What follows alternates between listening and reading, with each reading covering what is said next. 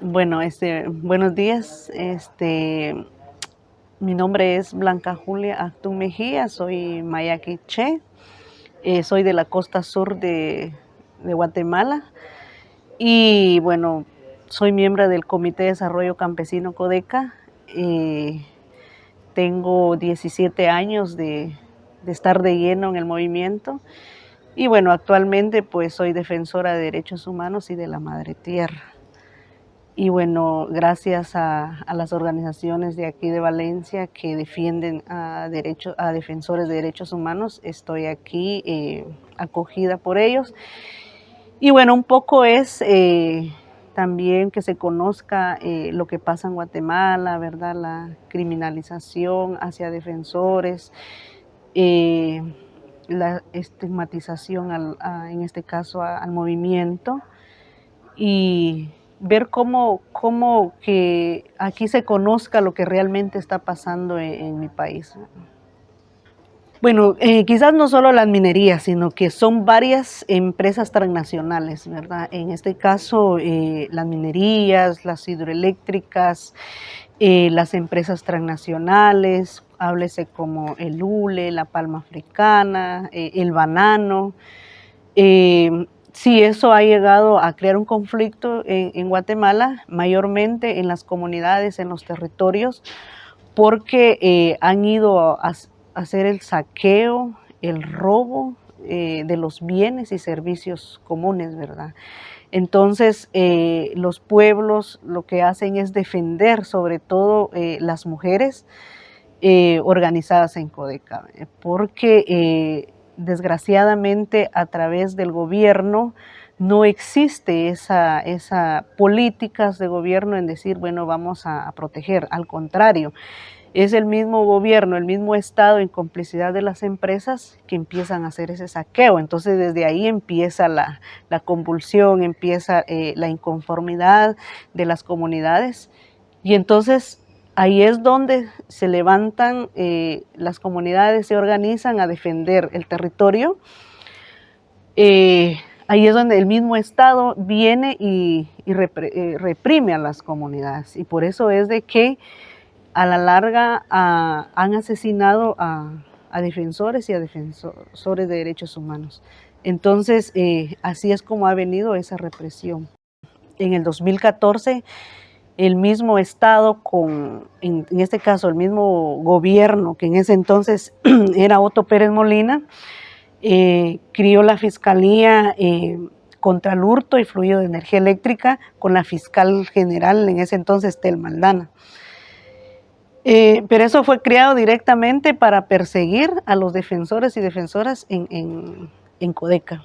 Prueba de eso, en ese año, dos compañeros y mi persona fuimos encarcelados en el departamento de Guatemala, que está al norte de Guatemala, ¿verdad? O sea, fuimos encarcelados sin tener ningún delito, simplemente por defender los servicios básicos, háblese como la energía eléctrica, el agua, etcétera.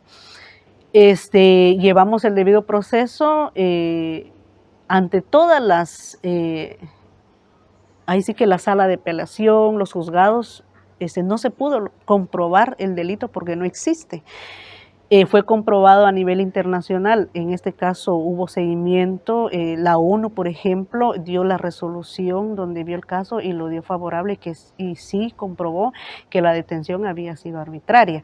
Por eso hasta ahora el Estado de Guatemala tiene que resarcir daños y perjuicios, igual la empresa transnacional Energuate, pero claro, no lo han hecho, ¿verdad? Casos como eso ha pasado con otros compañeros, por defender el caso, o sea, en este caso los territorios.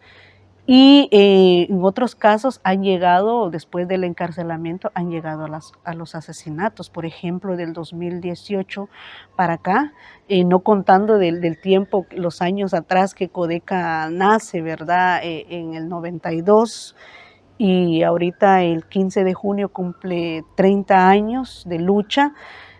Pero del 2018 para acá han asesinado a 24 defensores y defensoras. una semana antes que fuera el aniversario, o sea, el que cumple 30 años, asesinan al compañero Paulo Ramos, ¿verdad? Ahí sí que está los paramilitares, que sabemos que el mismo crimen organizado está en el gobierno.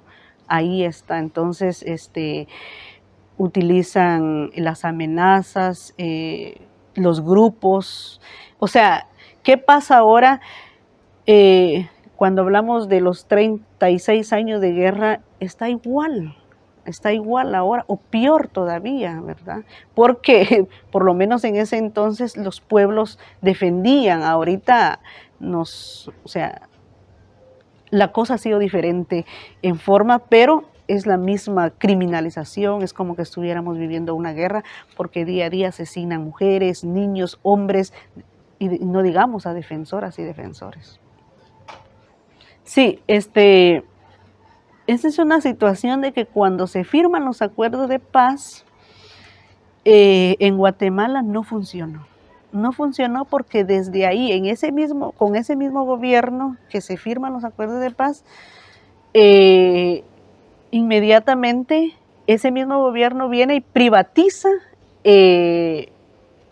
los bienes estatales. Por ejemplo, privatizaron todo en ese gobierno. Y así han venido otros ya para acá, privatizando lo que aún es estatal. Entonces en Guatemala privatizaron energía eléctrica, caminos, obras públicas, telgua, todos los bienes y servicios, salud, educación, todo. Sí, nosotros tenemos gente organizada ahí en Cobán, Alta Verapaz. Es el río Cabón, es un río muy hermoso, grande, que es el que sostiene o le sirve a las comunidades, ¿verdad? Para el vivir de diario, el agua. Entonces resulta que sí, ahí hay varias empresas hidroeléctricas que han criado, y yo creo que es el saber de todos que el dueño de eso es un español, Florentino Pérez, ¿verdad? Entonces sí ha ido a hacer mucho daño porque causa de eso, lo que mencionaba hace un rato, sí, él encarceló a Bernardo Cal, así como él, como este defensor, han habido más, ¿verdad?, en los territorios, pero sí es por la cuestión de las hidroeléctricas. El problema es de que están las hidroeléctricas haciéndole daño al río y como le dijeron, y las comunidades alrededor están sin energía eléctrica. O sea, esa energía la lleva, o sea, la sacan para transportarla a otros países, ¿verdad? O sea, y las comunidades alrededor en oscuras. Bueno, yo creo que sí, como le dijera yo, eso no es desde ahora, porque la historia lo dice todo, ¿verdad? O sea, eh, nuestro pueblo o nosotros los mayas sabemos quiénes somos, y en este sistema, en la educación, nos han mentido. Porque a mí me mintieron en la escuela, en la primaria que yo pasé, me dijeron cuando vinieron los españoles, vinieron a conquistar. Y eso es mentira, porque cuando alguien va a conquistar a alguien no es a garrotazos ni a... O sea, entonces, cuando ellos llegaron allá desde la invasión, nuestra gente no es que fue pendeja como nos han hecho creer. Nuestra gente maya ha sido muy solidaria y ni modo, ¿verdad? Les dijeron quizás descansen o un vaso de agua o pasen adelante, entonces ellos se aprovecharon. Entonces ese daño ha venido desde hace más de 500 años, la historia que tenemos. Hasta ahora aún sigue ese saqueo, sigue ese robo, ese despojo todavía. O sea, están tratando de sacar hasta lo último que hay, ¿verdad? Entonces, a través de las privatizaciones, los gobiernos que han estado ni siquiera son descendientes de nosotros los pueblos. Entonces, ahí es donde está esa complicidad, ¿verdad? Entonces, eso no es desde ahora, tiene años eso. Bien, sí, lo que pasa es de que, como decía, cuando miremos y busquemos todos el interés social, claro que se puede dar. Nosotros como movimiento sociopolítico ahora, no es que no estamos diciendo no a la articulación, claro, estamos aptos para la articulación, para las alianzas, pero de las alianzas desde las comunidades, desde las organizaciones que tienen esas luchas vivas desde los territorios. La cuestión de la corrupción es algo que no es desde ahora, sino que nosotros mucho antes como movimiento lo veníamos diciendo en las calles y alguien decía, no, es que dejen denle el beneficio de la duda a este gobierno, decían, ¿verdad? En el 2012 metemos una iniciativa de ley en el Congreso, que solo una diputada tenemos ahí, Vicenta Jerónimo, que es del Movimiento para la Liberación de los Pueblos. Entonces, esa propuesta ni siquiera por parte de los diputados de izquierda lo han, por lo menos, una revisada, nada, ¿verdad? Entonces, estamos en el proceso de articulación. Ahorita, por ejemplo, hay 25 organizaciones acumuladas en esa articulación. Claro, hay otras más que no están contabilizadas, pero hasta el momento son 25, donde estamos articulando, ¿pero en qué? En proyecto de nación.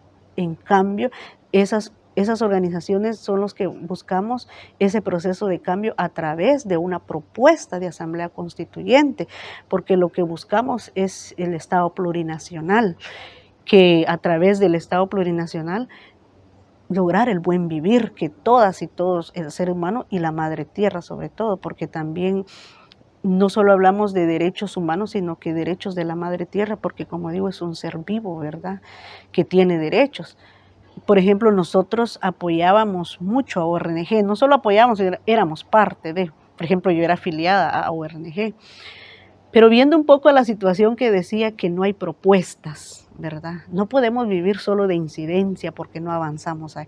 No hay propuestas, cómo vamos a avanzar, nuestra gente misma se daba cuenta, quiénes, por ejemplo, URNG ha tenido diputados en el Congreso y cuando resulta que nos damos cuenta que aprueban leyes que perjudican a las grandes mayorías, por ejemplo, en ese entonces la ley Monsanto, la ley de telecomunicaciones, la ley de túmulos, pero no hablan de túmulos de cemento en las carreteras, sino los túmulos humanos cuando salimos a las calles, ¿verdad? Entonces, ¿qué está pasando? Y no había ni una propuesta. Por eso fue de que decidimos mejor ver otra ruta, qué hacer, porque no podíamos hacer mayor cosa ahí. Entonces, por eso nos vimos con la necesidad de crear el instrumento político.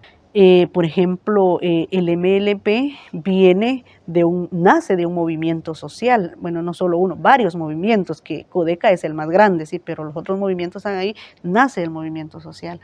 Entonces, actualmente yo soy subsecretaria o secretaria adjunta del MLP, pero no me elegí yo, sino que fue la asamblea el 5 de diciembre que nos eligió. Está el secretario nacional, pero como todo es asambleario, ¿verdad? Y claro, en las comunidades, en los territorios, la gente está haciendo articulación, alianzas. ¿Por qué nos vimos con la necesidad de construir el instrumento político? En el año 2000 miramos la situación en que estaba, no hay quien nos responde a las demandas de nación, ni siquiera en el Congreso. Entonces nos vimos con esa necesidad de reunirnos, lo estuvimos trabajando, en el 2012 lo vimos, en el 2016 nos reunimos a nivel nacional, perdón, y de todos los departamentos, porque Codeca tiene presencia en los 22 departamentos del país. Entonces nos articulamos una asamblea nacional y ahí fue donde bueno, salieron las 14 propuestas ya al inicio. Ahorita ya no son 14 porque ya lo socializamos, ya son 19 propuestas que hay. Desde ahí también construimos y analizamos todo cómo para lograr eso se construyó el instrumento político que es el Movimiento para la Liberación de los Pueblos.